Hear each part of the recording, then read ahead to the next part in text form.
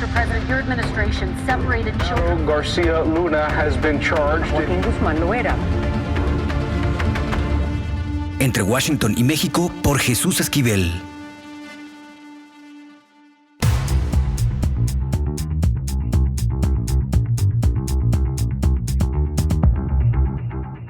¿Qué oles? Bienvenidos nuevamente a Entre Washington y México. Pues el mundo está apenas dándose un respiro por el azote de la pandemia de COVID-19 y hay en algunos lugares en el mundo, Estados Unidos específicamente y México, en donde se están registrando casos de problemas con menores de edad, problemas respiratorios, que se habla de otro virus.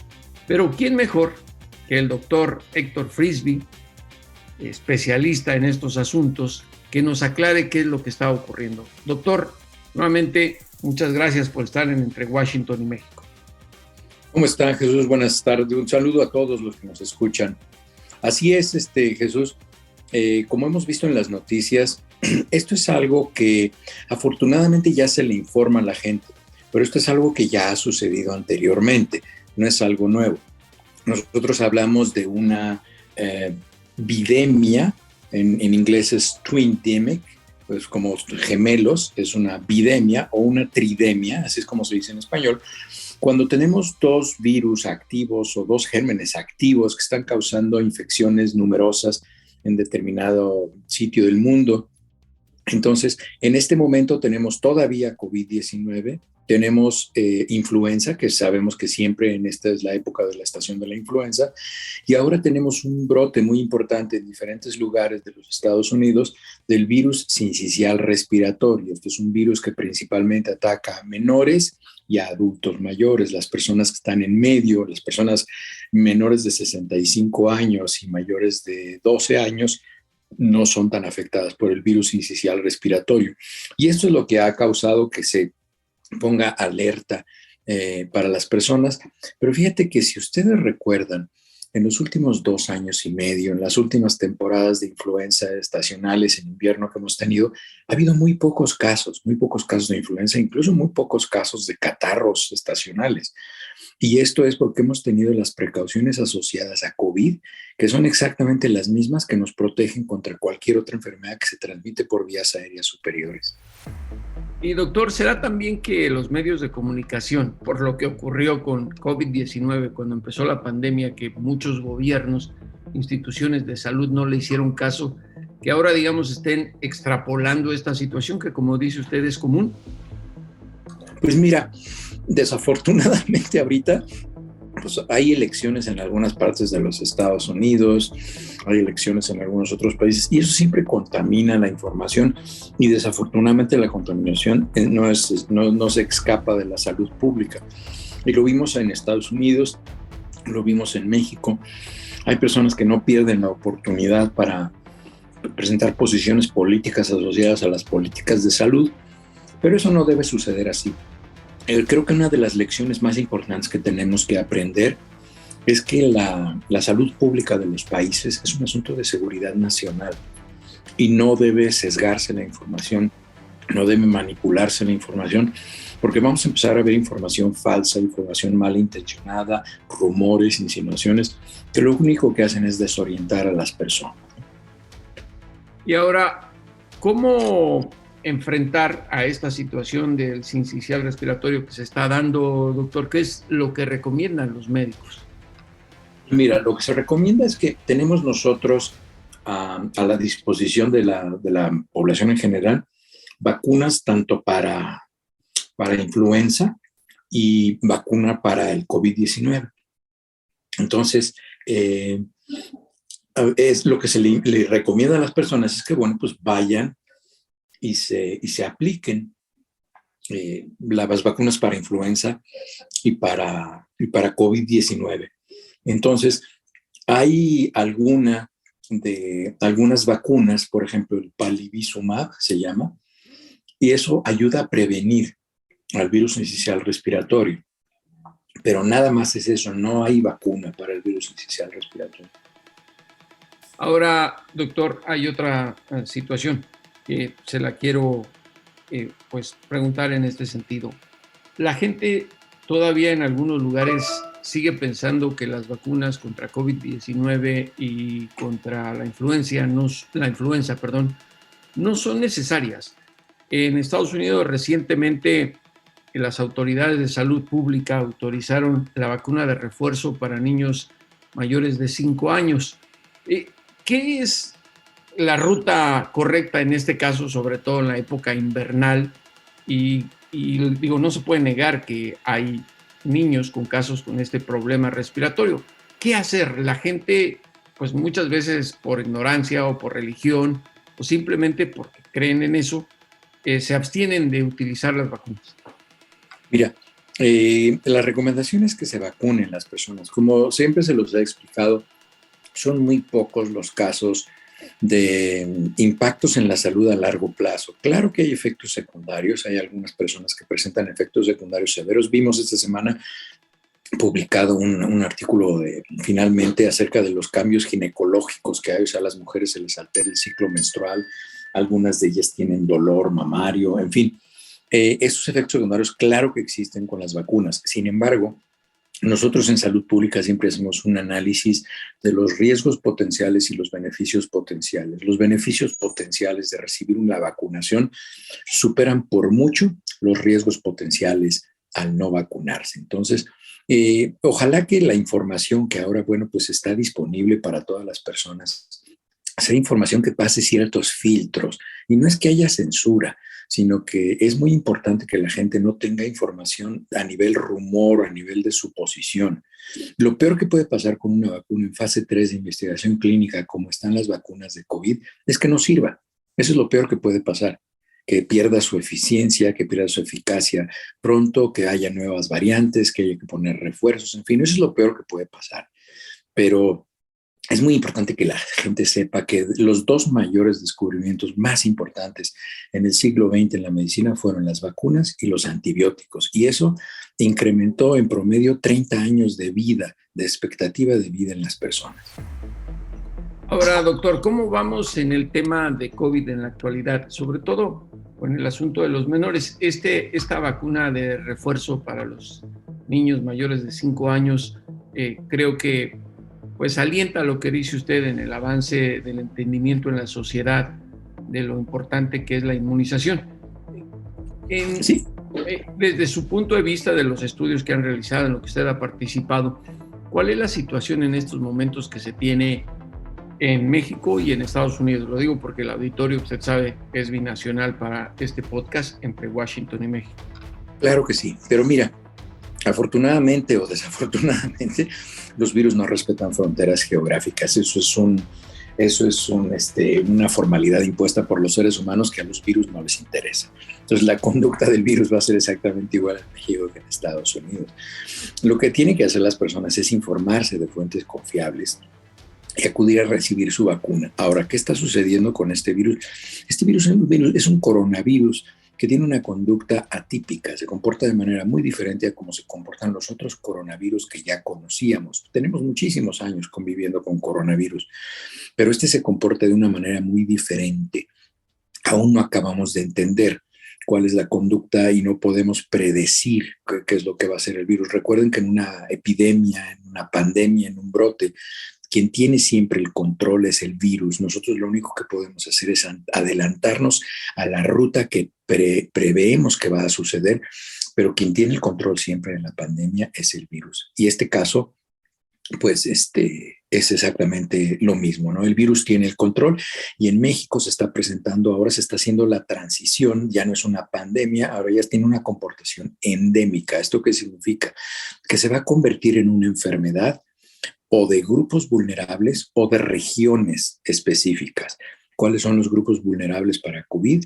En primer lugar, los no vacunados y en segundo lugar, las personas que tienen enfermedades crónicas que deterioran su sistema inmunológico. Y doctor, le preguntaba en el caso de los menores, porque he leído en algunos medios de comunicación que hay temor, sobre todo las mamás, ¿no? Que ven la falta de información, pero ha habido muy pocos casos de COVID en los niños y ahora con estas vacunas que están a la disponibilidad de todos, creo que la situación ha mejorado. Pero ¿cuál es la situación? que hay en estos momentos en Estados Unidos y en México del COVID-19 y de este virus sincicial respiratorio? Fíjate que desafortunadamente estamos viendo que en menores de edad, aun cuando se enferman menos, es decir, se siguen infectando, porque siempre hemos dicho que ni las vacunas previenen la infección, previenen la enfermedad. Entonces, se infectan los niños, se enferman muy poquito, se enferman el 15% de los niños que se infectan. Sin embargo, hasta el 26% de los niños presentan datos de COVID largo, es decir, que presentan secuelas por haberse infectado y haberse enfermado de COVID. Entonces, los riesgos potenciales por infectarse de COVID son muy altos en menores de edad. Y bueno, los efectos a largo plazo del COVID largo, pues son fatiga, pérdida de pelo, depresión, dolor de cabeza, insomnio. Y tú imagínate tener 8 o 9 años y tener esos trastornos. Tu calidad de vida va a ser espantosa. Entonces es por eso que nosotros tratamos de prevenir ese impacto en los menores utilizando la vacuna. Ahora, doctor, ¿hay datos de qué promedio de niños están ya vacunados con el refuerzo de COVID-19? Mira, esta es una buena oportunidad y qué bueno que me lo preguntas. Hay dos grupos sociales que están teniendo tasas bajas de vacunación todavía. Uno de esos es la población afroamericana, la gente de raza negra que hay en Estados Unidos principalmente, y los latinos, la población latina, en la cual pues los mexicanos estamos incluidos. Entonces, es muy importante que la gente acude. Es parte muy importante, por ejemplo, el trabajo que hago aquí en Colorado. Yo soy el embajador del programa de vacunación aquí en Colorado. Y yo doy conferencias en escuelas, en iglesias, para gente que habla español, para tratar de aclararles todas sus dudas, porque sí hay una cantidad muy importante de desinformación y es muy importante que la población que habla español se acerque a fuentes confiables de información. Yo nunca he trabajado para un laboratorio, yo no soy empleado de ningún laboratorio, a mí no me paga ningún laboratorio por patrocinar vacunas, entonces pues yo no tengo ningún sesgo comercial o ningún interés económico. Ahora, doctor, también ocurre que como ya ha disminuido la difusión en los medios de comunicación de casos de COVID, la gente como que ya bajó la guardia ante la pandemia. ¿Cuál es en estos momentos la situación de medidas que debe tomar la sociedad? ¿Es necesario todavía seguir utilizando el cubrebocas, mantener la sana distancia o ya relajarnos un poquito más? Mira, yo como lo dije el otro día en otra entrevista, estos 2 años y medio, 3 años ya casi que llevamos con COVID-19, los tenemos que contemplar, ver o concebir como haber hecho una maestría. O sea, nosotros ya hicimos una maestría. ¿Maestría en qué? Maestría en cómo cuidarnos de enfermedades que se transmiten a través del aire. Y entonces nosotros ya vimos que hay que procurar estar en espacios abiertos, evitar los espacios cerrados que tengan concentraciones de más de 1000 parts por millón. Es muy fácil saberlo. Se compran un detector de CO2 en cualquiera de estas compras en línea que pueden hacer y utilizan el detector. También hemos aprendido que en espacios cerrados hay que utilizar cubrebocas. Si tenemos síntomas, tenemos que procurar no ponernos en contacto con otras personas para no infectarlas. El uso del cubrebocas, que es algo que preguntas, hay que recordar que la protección más importante es cuando la persona que tiene síntomas lo usa y con eso protege a otras personas hasta en un 70% para que no se enfermen. Si la persona que está infectada no usa cubrebocas y todos los demás están utilizando cubrebocas, la protección en realidad es muy baja, es de alrededor del 30%. Entonces es muy importante que en espacios cerrados todas las personas que estén ahí utilicen cubrebocas en épocas de enfermedades estacionales. Esta costumbre de utilizar cubrebocas se tiene, por ejemplo, en países civilizados como Japón desde hace más de 30 años. Lo que pasa es que en México hubo incluso hasta políticos que decían, yo no me voy a poner el bozal, ¿no? Entonces, ese tipo de comentarios lo único que hacen es ver como una imposición el uso del cubrebocas, no como una recomendación saludable, y eso desincentiva a algunas personas. Ahora, doctor, hay otra cosa, un dilema, me parece a mí. Como mucha gente ya está vacunada con los refuerzos y todas las dosis que recomiendan las autoridades de salud, pues van a eventos, sobre todo eventos deportivos o van a fiestas, y hay esta situación de que pues ya estamos vacunados y hay gente que no lo está y está en la fiesta, aunque no tenga síntomas. Esa es una problemática que me parece ha generado contagios en algunos lugares que se han registrado. Pero, ¿qué hacer, por ejemplo, en este caso, cuando se baja la guardia y ya está uno en convivencia, no de miles, tal vez de decenas, y hay alguien que no está vacunado, porque simplemente no quiere vacunarse, no cree en las vacunas e incluso no cree en las pruebas? Esas personas tienen el derecho de no vacunarse, tienen el derecho de no querer tomar medicamentos, tienen el derecho de no utilizar cubrebocas, pero pues el virus también tiene derecho a infectarlos y enfermarlos de gravedad y dejarles long COVID. Es muy importante que nosotros como ciudadanos aprendamos a vivir en un contexto de libertad con responsabilidad. Y si yo decido no vacunarme, no usar cubrebocas, no me importa estar en espacios cerrados, convivir con personas que están tosiendo y tienen mocos, pues como ciudadano tengo que asumir la responsabilidad de que me pueden pasar cosas. Advertencias ya ha habido muchas, información hay mucha, pero estas personas tienen derecho y no tenemos nosotros, por ejemplo, yo como proveedor de servicios de salud, no tengo derecho a discriminarlos. Pues a lo mejor no es discriminación, pero ha tocado que hay personas que tienen una gripe normal, pero como esta psicosis de COVID-19, lo que ocurrió genera pánico. ¿Cómo distinguir? ¿Se puede distinguir a simple vista una persona común y corriente si puede ser COVID o otra cosa, o influenza, o simplemente una gripe de las que estábamos acostumbrados? Es difícil hacerlo por los síntomas, pero sí hay algunos síntomas característicos. Por ejemplo, las sudoraciones nocturnas eran clásicas de unas variantes de Omicron. En fin, hay ciertos datos que sí nos pueden orientar, pero en realidad es muy difícil. Es complicado, no es tan sencillo. Por eso es que hay pruebas. Ahora, mi querido doctor, se puede reír o burlar de mí, pero conozco gente que sigue diciendo cuando hay un ligero síntomas, pues con un limoncito y un tequila se cura esto, cuando en realidad no es más que una simple gripa o un resfriado. Pero me parece que con toda la disponibilidad de vacunas, no está de más platicar con la gente, y por eso le agradecemos aquí entre Washington y México que nos esté orientando en esta situación. ¿Cómo establecer una campaña de información sin discriminar a nadie, reconociéndole a todos los derechos que tienen a vacunarse o no vacunarse, a creer o no creer, pero siendo más efectivos que aquel tómense un tequilita con limón y con eso se componen? Claro, es muy importante que nosotros hagamos una campaña informativa y es lo que yo procuro hacer. Incluso voy a volver a abrir mi canal de YouTube los domingos. Hay que hacer campañas de información que hagan sensibles a las personas, que nosotros hablemos de los riesgos potenciales y los beneficios potenciales de dos cosas, de vacunarse o de no vacunarse, y que cualquier decisión que tome una persona libre en un contexto de libertad asuma las consecuencias y asuma la responsabilidad de tomar esa decisión. Lo que está obligado el Estado a hacer es ofrecer servicios de salud, ofrecer vacunas, ofrecer tratamientos, ofrecer cirugías. Eso lo tiene que hacer el Estado y eso es lo que le seguimos demandando a todos los países, a todos los gobiernos. Pero ahora también hay exigencias para los ciudadanos, las personas. Nosotros tenemos que tomar decisiones y tenemos que asumir la responsabilidad de acudir a recibir atención médica o de acudir a recibir una vacuna y también de no acudir a recibir un tratamiento médico o de no acudir a recibir una vacuna. Pero no podemos culpar al Estado porque nosotros tomamos una decisión que posteriormente nos dañó o nos enfermó. Eso es muy importante, que nosotros aprendamos a ser responsables. Lo que pasa es que a veces el lenguaje no tiene que ser tan políticamente correcto. Tiene que ser más asertivo y más directo hacia la población, porque no toda la culpa la tiene el papá gobierno.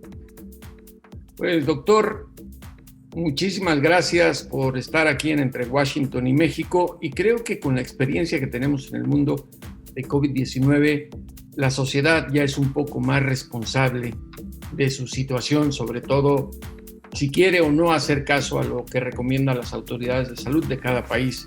Lo importante es que la gente conozca los riesgos, las ventajas y que tome sus decisiones de acuerdo a lo que considere mejor para ellos. Doctor, muchas gracias por estar Entre Washington y México.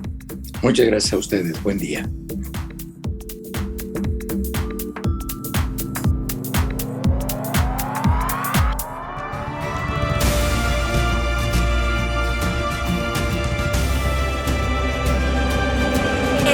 Washington y México. Volvemos. Lo importante es leer. Con Fernanda Álvarez.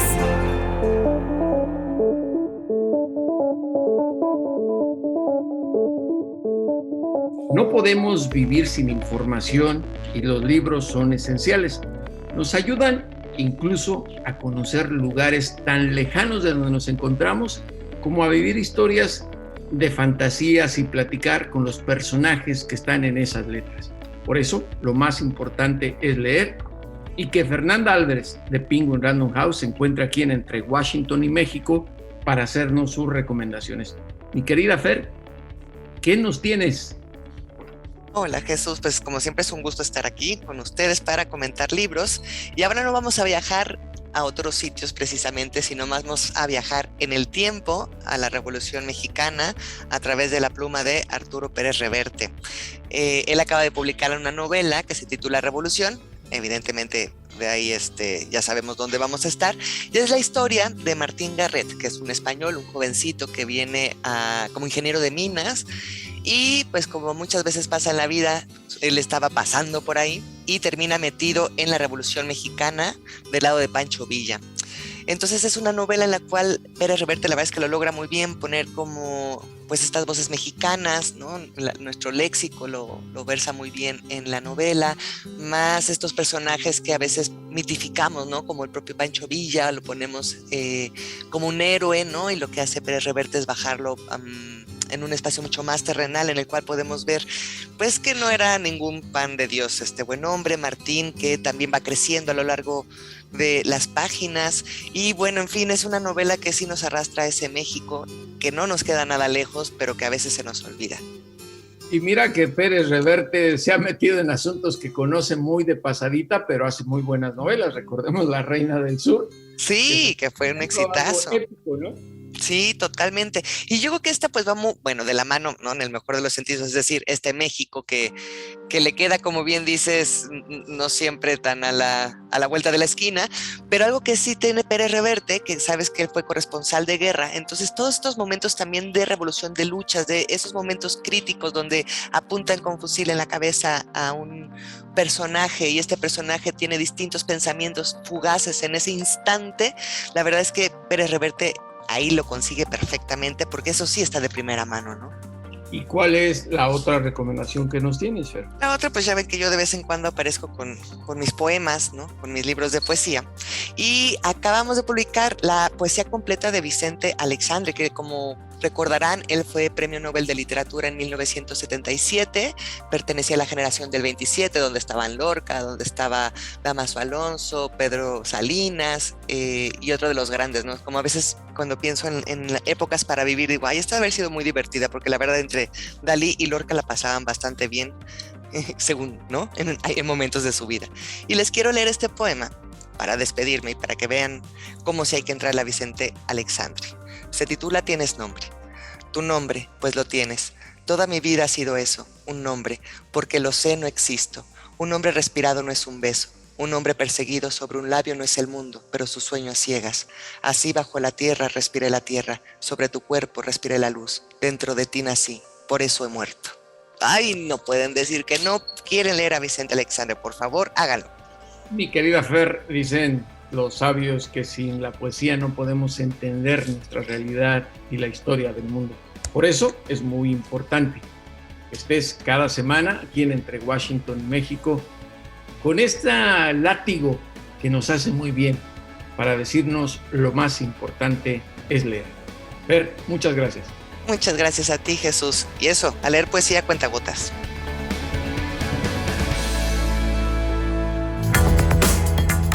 Pucha Play con Gonzalo Lira.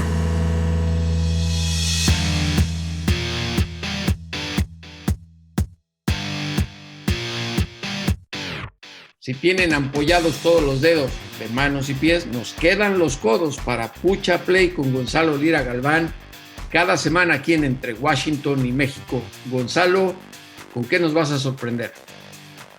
Fíjate que recién estrenó en la plataforma Disney Plus la serie Andor, que Andor es una precuela, es decir, es la historia previa a una película de Star Wars que fue muy exitosa, que se llama Rogue One, que cuenta la historia de cómo un grupo de rebeldes se roban los planos de la Estrella de la Muerte, que es este lugar donde habita Darth Vader y este grupo de malvados que forman parte del Imperio.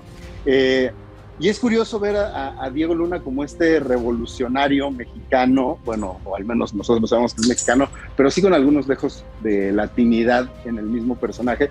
Y ahora en esta serie nos van a contar cómo es él reclutado para convertirse en ese revolucionario. Y pude platicar con Diego Luna precisamente sobre Andor, pero sobre todo, siendo el padre, la importancia de formar parte de un universo que sus hijos van a ver, hacer contenido que sus hijos van a ver, sin dejar de lado la posibilidad de, a través de la cultura pop y de una marca tan grande como Star Wars, tan grande como Disney, de poner sobre la mesa, pues sí, la discusión y las ideas revolucionarias, de pegarle a un imperio, que puede ahí haber críticas, ¿no? Puede ser como un doble discurso, pero Diego Luna tiene algo que decir al respecto. ¿Te parece que lo escuchemos?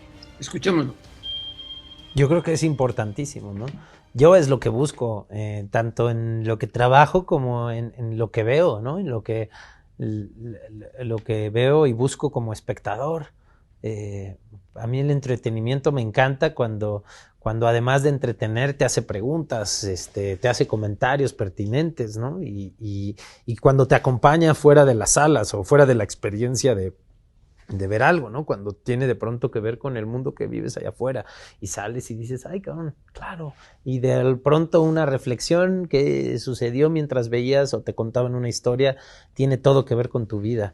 Pues para mí eso es indispensable para que algo realmente sea parte de mi día a día, ¿no? De mi vida. Yo creo que con la cantidad de historias que se están contando, de contenidos que hay por allá, de películas, de series, en fin, obras de teatro en mi vida, pues como que hay que aprender a ser muy selectivo, ¿no? Y en ese sentido, creo que el entretenimiento, tiene esa responsabilidad de no quedarse en mero entretenimiento. También tiene que hacerte reflexionar y pensar, ¿no? Porque urge ser más críticos, ¿no? Obviamente. Bueno, ahí lo tienes, Jesús, como lo mencionaba. Puede uno no estar de acuerdo con lo que dice Diego, puede uno o no gustarle su trabajo, pero no cabe duda que es uno de los pioneros dentro de estos crossovers del nuevo siglo, del siglo XXI al menos. Ya había habido otros artistas mexicanos antes. Sin embargo, creo que Diego sí es muy representativo de este actor mexicano que ha sabido nivelar discurso con trabajo, trabajar en grandes compañías, como también hacer cine independiente. Creo que sigue dando de qué hablar porque precisamente no se está quieto y no se estaciona en una sola cosa. Charolastra, charolón. Nos vemos la próxima semana con Pucha Play y Gonzalo Lira Galván. Un abrazo, Gonzalo. Un abrazo de regreso. Y a los criminales y a los políticos, devuélvanos a ese México que nos arrebataron. Hasta la próxima.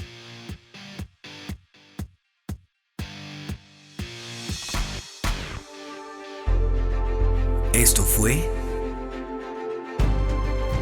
Entre Washington y México. Una revisión semanal por la agenda bilateral y sus protagonistas.